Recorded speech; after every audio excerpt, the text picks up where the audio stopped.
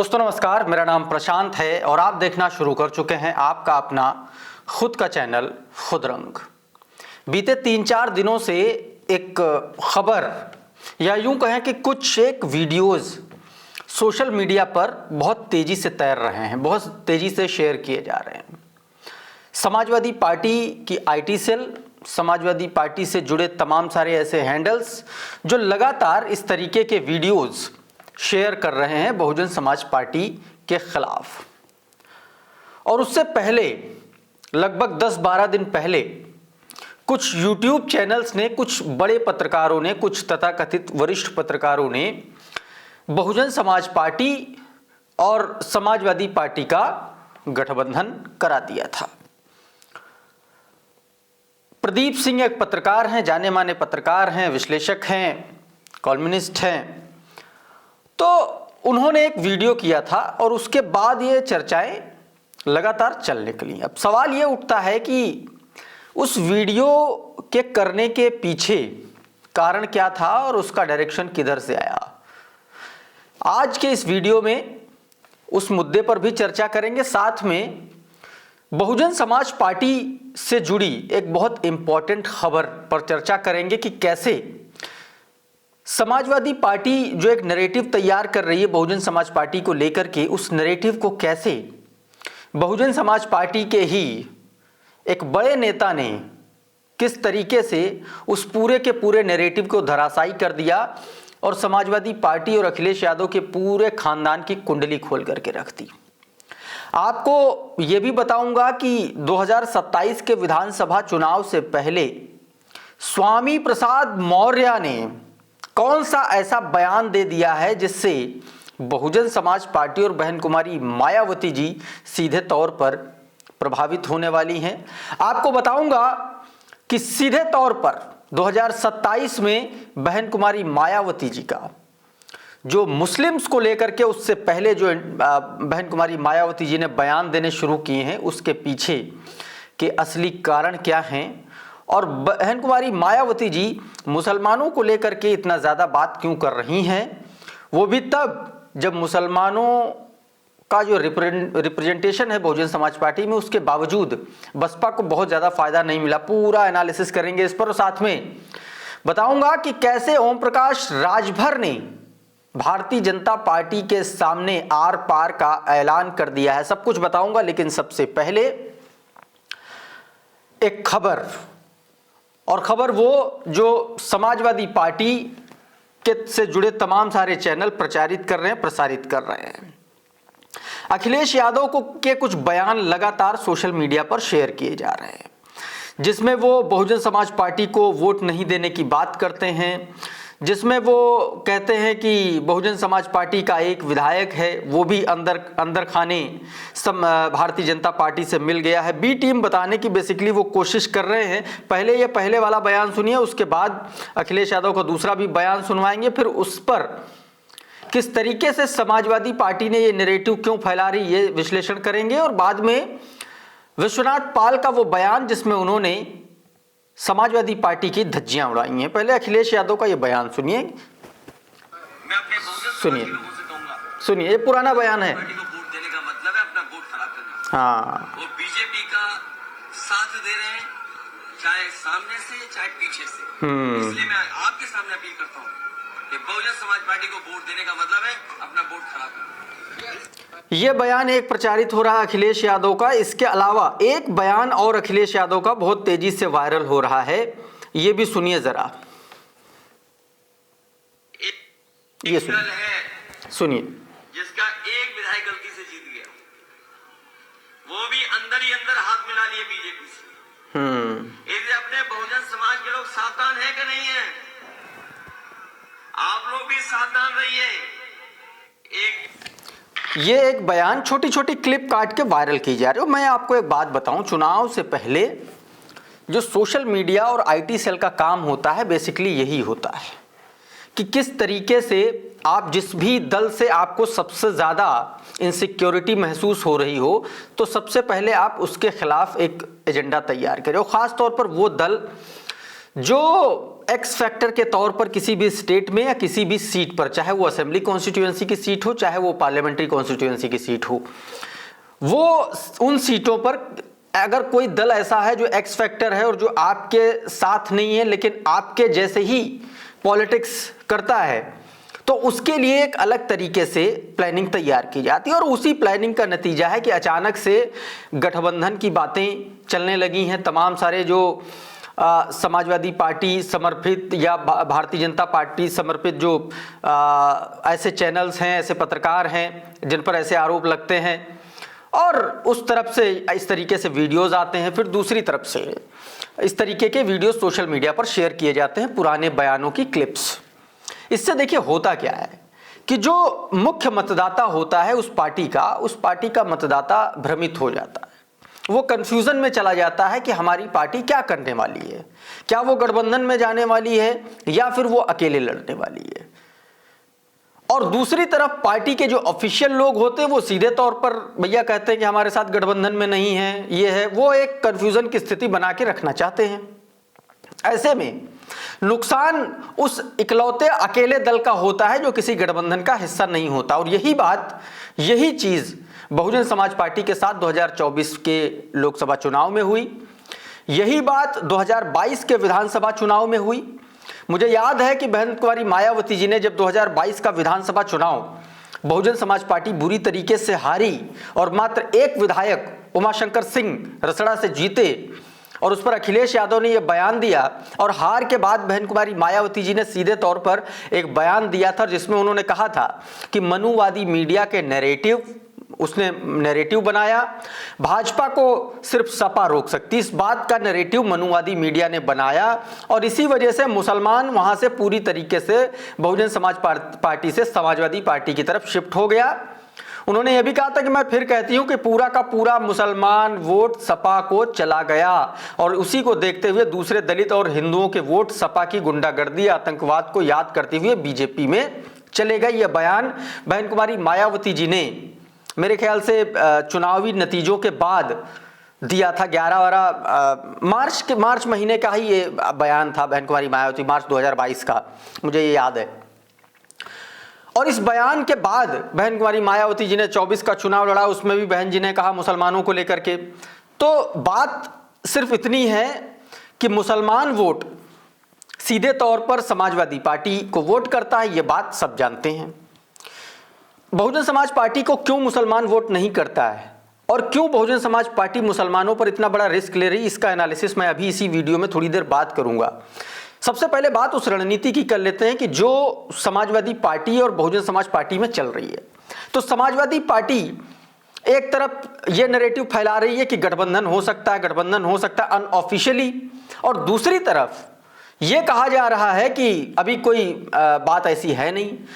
अचानक से अखिलेश यादव की इस तरीके की वीडियो क्लिप्स का वायरल होना, तमाम सारे यूट्यूब चैनल्स पर सपा और बसपा का गठबंधन करवाना, इस बात की तस्दीक करता है कि समाजवादी पार्टी बुरी तरीके से फंस चुकी है। समाजवादी पार्टी को यह बात समझ में आ गई है कि जो 2024 में नैरेटिव चला था संविधान को बचाने का और आरक्षण को बचाने का, वो नैरेटिव इस बार विधानसभा चुनाव में नहीं चलेगा। दूसरी तरफ समाजवादी पार्टी इसलिए भी फंस गई है क्योंकि कांग्रेस से उसका इस वक्त अंदर ही अंदर 36 का आंकड़ा चल रहा है। राहुल गांधी भी बहुजन समाज पार्टी को घेरे में ले रहे हैं। याद कीजिए जब वो रायबरेली आए थे, उन्होंने बहन कुमारी मायावती जी को लेकर के कहा था कि वो आजकल लड़ती हुई नहीं दिखाई देती हैं। सीधे तौर पर दलित वोटों के कंसोलिडेशन का पूरा खेल चल रहा है, क्योंकि सपा और कांग्रेस दोनों को यह बात पता है कि इस बार 24 वाला नैरेटिव नहीं चलने वाला, और उनको यह भी पता है कि बहन कुमारी मायावती जी के इस बात अभी हाल फिलहाल के जो उनके फैसले हैं वो इस बात की तस्दीक कर रहे हैं कि बहुजन समाज पार्टी का जो ग्राउंड लेवल का जो काम है उसमें सीधे बहन जी का अब इंटरवेंशन शुरू हो चुका है। ऐसे में अब इस तरीके के नैरेटिव फैलाए जा रहे हैं। मसलन अखिलेश यादव जो बात कह रहे हैं, बी टीम वाला जो नैरेटिव बना रहे हैं, राहुल गांधी जो बी टीम का नैरेटिव बना रहे हैं, प्रदीप सिंह जो पत्रकार हैं वो जो गठबंधन करा रहे हैं, वो अपने तरीके से अपनी चीज़ों को क्लेरिफाई करते हुए कह रहे हैं कि ये चीज़ें हो सकती हैं। तो कुल मिलाकर के गठबंधन की स्थिति बन नहीं रही है। ऐसे में बहुजन समाज पार्टी के प्रदेश अध्यक्ष, उत्तर प्रदेश के अध्यक्ष विश्वनाथ पाल ने सीधे तौर पर समाजवादी पार्टी की कलाई खोल दी।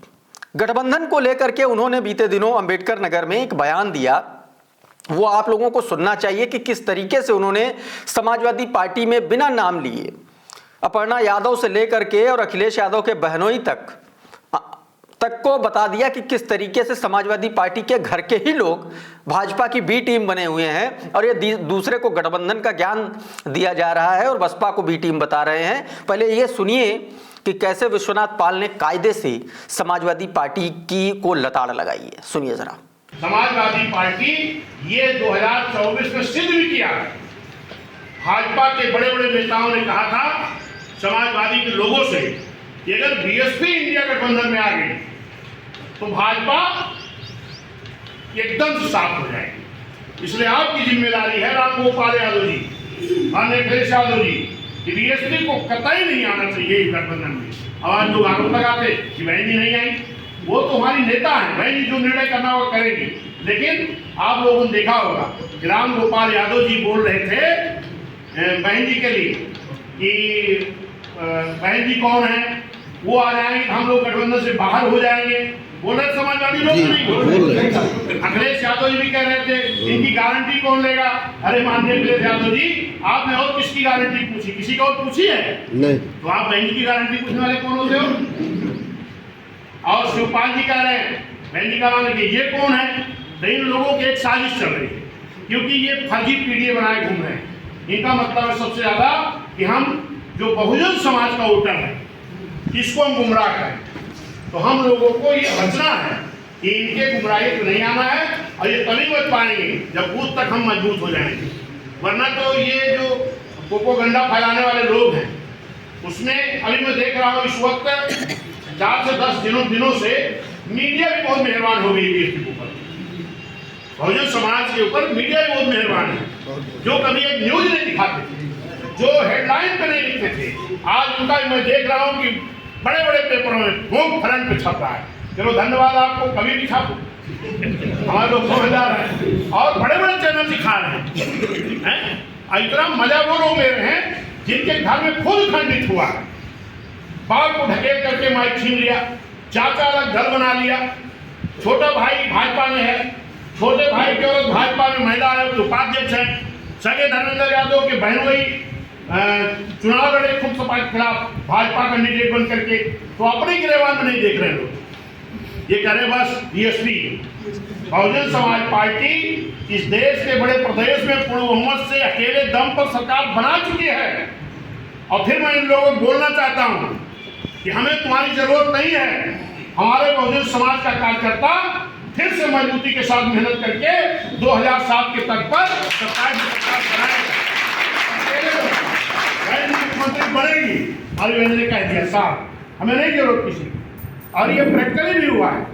पहले जब जब गठबंधन हुआ है हम लोगों का फायदा नहीं हुआ है, नुकसान हुआ है। आप अपना खाली मनोबल हाई करो, अपने मन में जो नेगेटिविटी वाली इसको बाहर करो। निश्चित है कि बूथ पर जैसे 2007 में हम लोग मजबूती से लगे थे, 7 में जैसे मजबूती से लगे थे, बूथ वाइज हमने भाईचारा तैयार किया था सब समाज का। फिर से बूथ कमेटी बना करके एससी, एसटी, ओबीसी, माइनॉरिटी या न्याय पसंद ब्राह्मण, क्षत्रिय, वैश्य जो इस देश में भाईचारा चाहते हैं, जो इस देश में कानून का राज चाहते हैं, जो इस देश में बाबा साहब बनाया संविधान लागू कराना चाहते हैं, ऐसे सभी समाज के लोगों को बूथ की कमेटी दुरुस्त करो, फिर बूथ पर इकट्ठा करें। खाली एक चीज हमारे बूथ कमेटी के लोग बूथ पर बताने में सफल हो जाएं कि जिस काम को इस देश की हुकूमत करने वाले लोगों ने 75-76 सालों में नहीं किया, वो काम माननीय भाई जी ने 6 महीने करके दिखाने का काम। तो दोस्तों ये तो बात थी विश्वनाथ पाल की, और अब बात करते हैं स्वामी प्रसाद मौर्य की। स्वामी प्रसाद मौर्य दोस्तों 15 मार्च से संविधान सम्मान यात्रा निकालने वाले हैं, और ये चरणबद्ध तरीके से संविधान सम्मान यात्रा निकालेंगे। ऐसे में दोस्तों, ऐसे में और उनका जो जिस तरीके से उन्होंने बयान दिया वो भी मुसलमानों को टारगेट कर रहे हैं, वो भी भाईचारे की जो बहन जी की लाइन है उसी लाइन पर स्वामी प्रसाद मौर्य बात कर रहे हैं।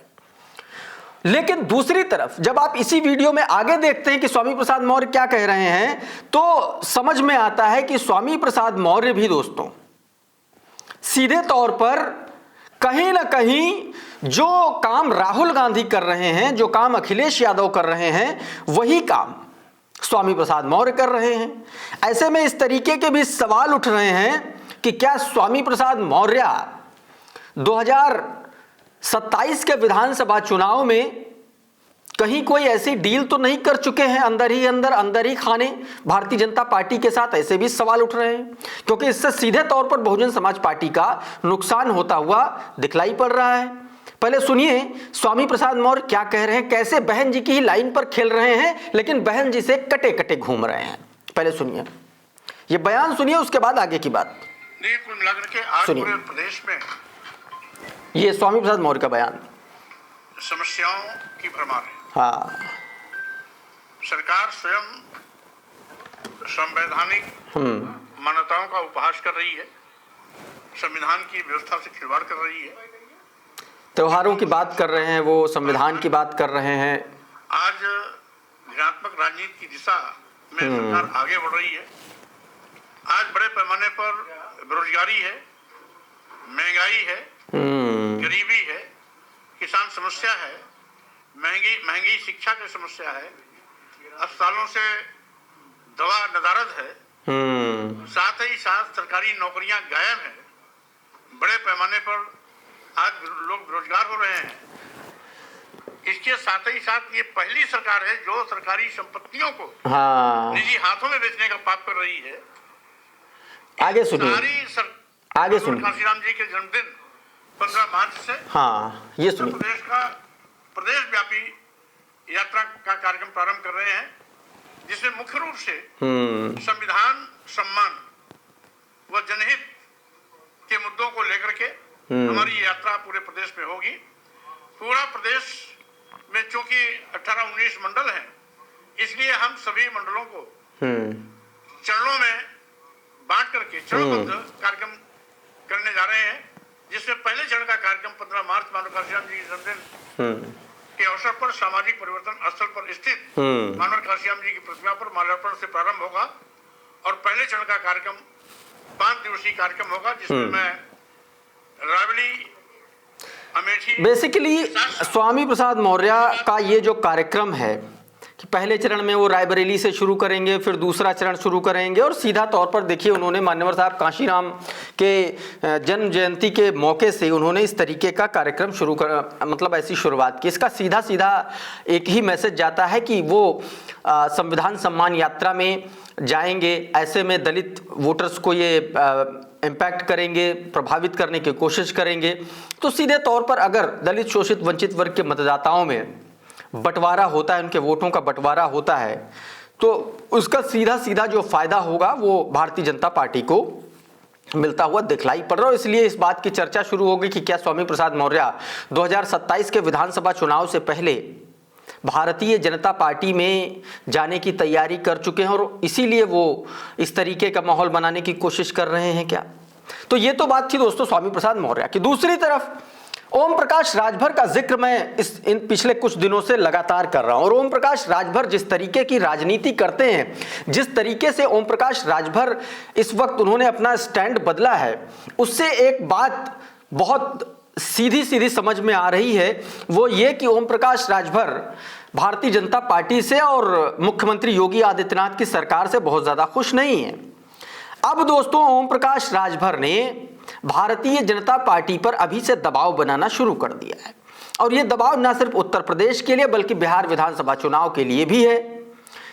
ओम प्रकाश राजभर ने सीधे तौर पर अब यह कह दिया है कि अगर उनको बिहार में एनडीए गठबंधन की तरफ से सम्मानजनक सीटें नहीं मिली तो वो अकेले चुनाव लड़ेंगे। ऐसे में ओम प्रकाश राजभर के ये बगावती तेवर, ये बगावती बयान क्या इशारा कर रहे हैं? क्या कहीं ये वही बात तो नहीं है कि समाजवादी पार्टी में राजभर जा नहीं सकते, भारतीय जनता पार्टी से दुश्मनी मोल ले रहे हैं, तो दरवाजे क्या बहन जी ने खोल दिए हैं क्या राजभर के लिए? और इंतजार सिर्फ 2027 का हो रहा है, अच्छे मौके का हो रहा है। राजभर ने क्या कुछ बिहार चुनाव पर कहा है, कैसे वो बिहार चुनाव के आसरे उत्तर प्रदेश में अपनी ताकत दिखा रहे हैं, भारतीय जनता पार्टी पर दबाव बना रहे हैं, ये सुनिए और उसके बाद आगे की बात करते हैं। सुनिए जरा ये। देखिए, मैंने शुरुआत की, सुनिए। बाई इलेक्शन वहाँ 5 सीटों का था, 4 सीटों का, तो 2 सीट जदयू को मिली थी, 2 सीट बीजेपी को। संजोग से हमने प्रत्याशी जहाँ खड़ा किया था, तरारी और रामगढ़, ये दोनों सीटें बीजेपी को मिल गई थी। तो वहाँ के प्रदीप जायसवाल जी प्रदेश अध्यक्ष थे, पहले उनका फोन आया।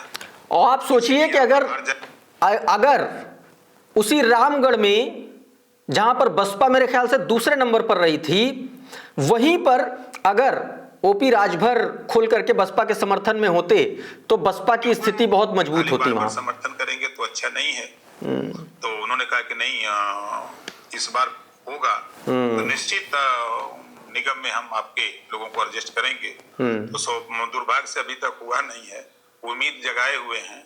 और रही आगामी चुनाव की विधानसभा के, तो निश्चित है कि चुनाव तो पार्टी लड़ेगी, चाहे एनडीए गठबंधन में रह के लड़े, सीट देंगे तो लड़ेंगे, या नहीं तो अकेले भी लड़ सकते हैं। सीधे तौर पर देखिए, ओम प्रकाश राजभर ने यह ऐलान कर दिया है कि चाहे वो सीट दें गठबंधन में तो ठीक है, और नहीं देंगे तो अकेले चुनाव लड़ेंगे।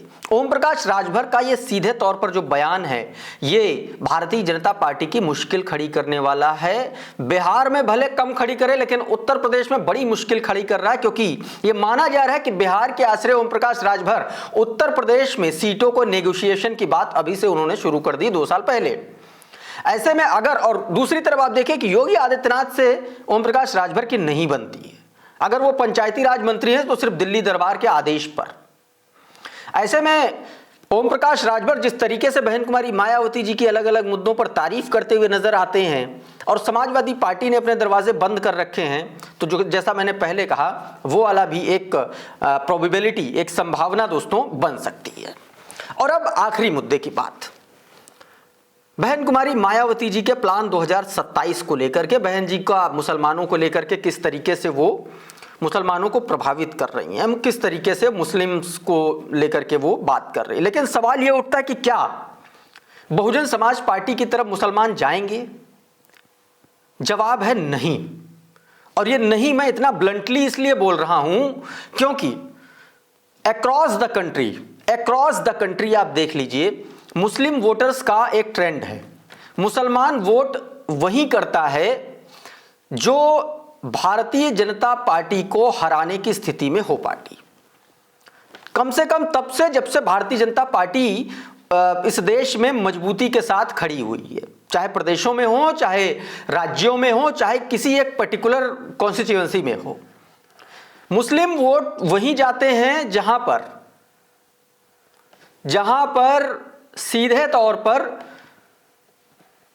भारतीय जनता पार्टी को जो दल या कैंडिडेट हराने की स्थिति में होगा। उत्तर प्रदेश के पर्सपेक्टिव में अगर देखेंगे तो समाजवादी पार्टी के पास 2024 में, खास तौर पर उससे पहले का जो कर्नाटक का इलेक्शन हुआ, तेलंगाना का जो असेंबली इलेक्शन हुआ, उन इलेक्शंस में एक ट्रेंड देखने को मिला था कि मुस्लिम वोटर्स एक बार फिर से कांग्रेस की तरफ लौट रहे हैं।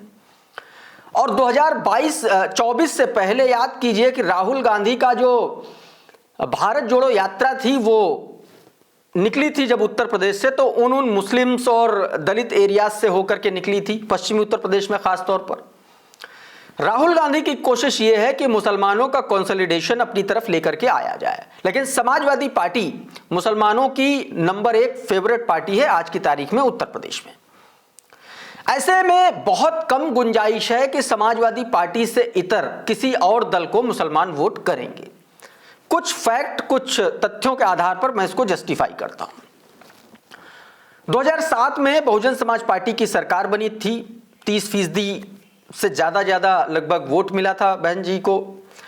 और जो टिकटों का जो एनालिसिस है, जो डिस्ट्रीब्यूशन था, वो मैं आपको बताता हूं। सबसे पहले 139 सबसे ज्यादा, 403 में से 139 सीटों पर 139 जो टिकट थे वो सामान्य वर्ग को दिए गए थे बहुजन समाज पार्टी में।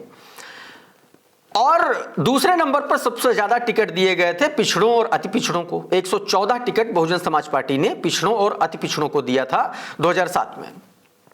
61 मुसलमानों को टिकट दिया था और 89 दलितों को टिकट दिया था। अब 89 यानी कि जो असेंबली कॉन्स्टिट्यूएंसी रिजर्व है, सिर्फ वही बहुजन समाज पार्टी ने एससी को टिकट दिए थे, बाकी ओबीसी और सामान्य वर्ग को, सबसे ज्यादा सामान्य वर्ग को टिकट दिए गए। और सामान्य वर्ग में भी दोस्तों 36 जो है उसमें 86 ब्राह्मणों को टिकट दिया गया था, 36 राजपूतों को, क्षत्रियों को, ठाकुरों को और 15 अन्य सवर्ण जातियों को, जिसमें कायस्थ और भी तमाम सारी जो जातियां हैं उनको दिया गया था। यह मैं बता रहा हूं, यानी कि जब भी, और बहुजन समाज पार्टी ने अपनी पूर्ण बहुमत की सरकार बनाई थी, ये आप लोगों को पता है। फिर आया साल 2012 में बहन कुमारी मायावती जी ने अपना वो फॉर्मूला बदल दिया और इस बार बहन कुमारी मायावती जी ने मुस्लिम्स का जो टिकट था वो बढ़ा दिया। मुसलमानों को 85 मुसलमानों को टिकट दिया, 88 दलितों को टिकट दिया और 113 पिछड़ों को टिकट दिया, पिछड़ों और अति पिछड़ों को टिकट दिया और 117 टिकट जो है सवर्णों को टिकट दिया। 139 से 117 सवर्णों को टिकट हो गया, जिसमें 74 ब्राह्मण, 33 क्षत्रिय और 10 अन्य उम्मीदवार थे। मुसलमानों का रिप्रेजेंटेशन बढ़ा और जो टिकट मुस्लिम मतलब 139 जो 2007 में सामान्य वर्ग के लोगों को जो टिकट दिए गए थे उसको घटा करके जो 117 टिकट 2012 में हुए, जितने वो टिकट कम हुए वो मुसलमानों की तरफ बढ़ गए, क्योंकि दलितों का टिकट बढ़ा नहीं, 88 ही रहा। ऐसी स्थिति में 2012 में बहुजन समाज पार्टी बहुत अच्छा प्रदर्शन नहीं कर पाई, चुनाव हार गई, संख्या कम हो गई, वोट प्रतिशत गिर गया। फिर उसके बाद आया साल 2017। जैसे जैसे मुसलमानों का रिप्रेजेंटेशन बढ़ा बसपा में, वैसे वैसे मैं ये बताने की कोशिश कर रहा हूं, वैसे वैसे बहुजन समाज पार्टी का ग्राफ गिरता जा रहा है। और ये बात मैं नहीं कह रहा हूं, ये बात पब्लिकली है, पब्लिक है। ये आप भी अपने फोन पर, अपने कंप्यूटर पर, अपने लैपटॉप पर सर्च करके, एनालिसिस करके, रिसर्च करके देख सकते हैं। ये तथ्यों में लिखा हुआ है, ये चुनाव आयोग के आंकड़े हैं। 17 का चुनाव आया, 403 सीटों पर चुनाव लड़ी बसपा। और आप एक बात बहुत गौर से देखिए कि 2007 में बसपा ने 89 दलितों को टिकट दिया, फिर 2012 में 88, एक कम कर दिया, फिर 2017 में 87, 17 में एक और कम कर दिया। तो एक एक टिकट एक तरीके से कम होता जा रहा है। और 17 का जब चुनाव आया तो 12 में बहुजन समाज पार्टी ने 85 मुसलमानों को टिकट दिया था और सीधे तौर पर 2017 में 97 मुस्लिम्स को टिकट दिया। और नतीजा क्या हुआ आप लोग जानते हैं, 0 पर बहुजन समाज पार्टी आ गई थी एक तरीके से, जिसमें 106 ओबीसी, 113 अपर कास्ट और ब्राह्मण जिसमें 66 थे और क्षत्रिय 36 थे और 11 ऐसे टिकट थे जिसमें कायस्थ थे, वैश्य थे और पंजाबीज थे। तो धीरे धीरे आप देखिए कि किस तरीके से जैसे जैसे बहुजन समाज पार्टी ने अपना रिप्रेजेंटेशन मुसलमानों का बसपा में बढ़ाया, वैसे वैसे मुसलमानों का जो है बहुजन समाज पार्टी का ग्राफ गिरता रहा। मैं ये नहीं कह रहा हूं कि मुसलमानों को टिकट देना बहुजन समाज पार्टी को खतरा हो रहा, नहीं, उसके और भी कई सारे फैक्टर्स हो सकते हैं। मसलन इस देश में बाईपोलर पॉलिटिक्स की तरफ इलेक्शंस का बढ़ना, इधर या उधर, इंडिया या एनडीए, ऐसे में तमाम सारी ऐसी पार्टियां हैं जिनकी अपनी जो रूट्स हैं वो कहीं ना कहीं खो जा रही हैं, वो भी एक बड़ा कारण है। लेकिन ये फैक्ट और फिगर में दिख रहा है, इसलिए मैंने आपको बताया। और बहन कुमारी मायावती जी ने स्वयं 2022 के चुनाव के बाद कहा था और 2024 में भी कहा था चुनाव के बाद कि मुसलमानों ने वोट नहीं दिया। अब ऐसे में बहन जी का मुसलमानों के प्रति सॉफ्ट कॉर्नर क्या दर्शाता है, क्या बताता है, ये बहुजन समाज पार्टी के अंदर जो काम करने वाले लोग हैं वो जाने, लेकिन मैंने आपके सामने रेट्रोस्पेक्टिव एनालिसिस रखा पिछले 3-4 चुनावों का। उसमें कम से कम जैसे जैसे मुसलमानों का रिप्रेजेंटेशन बढ़ा वैसे वैसे बहुजन समाज पार्टी का वोट शेयर, सीट शेयर और उसका वजूद घटा। अब आप लोग तय करके बताइए ये एनालिसिस आपको कैसा लगा, आपका अपना एनालिसिस इस पूरे मसले पर क्या है, हमें कमेंट बॉक्स में जरूर बताइए। ये वीडियो अगर आपको अच्छा लगा तो इसको लाइक कर दीजिए, इसको शेयर कर दीजिए और चैनल पर नए आए हैं तो चैनल को सब्सक्राइब कर लीजिए, बेल आइकॉन जरूर दबा दीजिए ताकि इसी तरीके के तमाम वीडियोस आपको सबसे पहले मिलते रहें। साथियों बहुत बहुत शुक्रिया, बहुत बहुत धन्यवाद। आप जुड़े रहिए आपके अपने खुद के चैनल खुद रंग के साथ। नमस्कार।